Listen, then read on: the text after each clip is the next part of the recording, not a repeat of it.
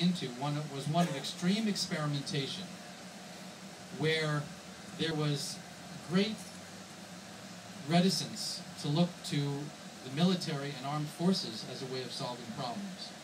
People were looking to peaceful cultures, other ways of resolving differences. So here's Srila Prabhupada coming with the teachings of Bhagavad Gita of extraordinary appeal. And so it was the message that he brought, it was the time that he brought it, it was the public to which he was presenting it. And then perhaps most important of all, and this is something that Arundhati was pointing out, is that he, by his example, demonstrated something that our own parents had been unable to demonstrate.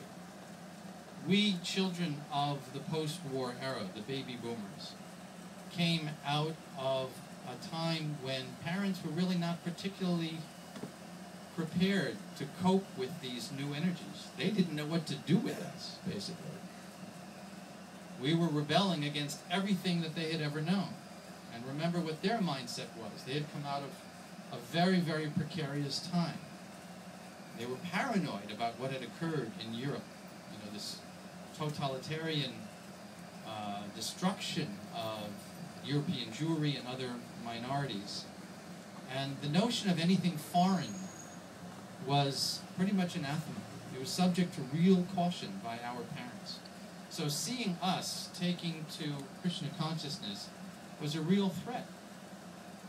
Most parents had no idea how to deal with that. And we, young people, had no idea how to explain it, because it wasn't clear to us either. When we came to Srila Prabhupada's lotus feet, do you have for one moment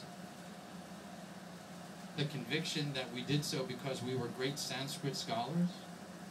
Or because we had spontaneous love for Govinda? I don't think so. We were messed up. And Prabhupada was shelter for us, in large measure psychologically. What Prabhupada provided for us was an atmosphere, a place of refuge. I remember my own experience when I first met devotees in London in December of 1969.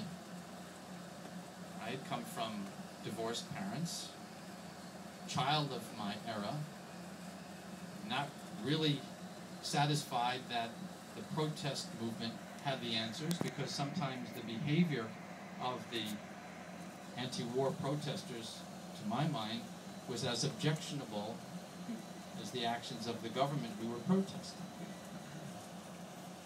So meeting devotees was like meeting this ready-made alternative kind of life. I walked into the London Temple, and I remember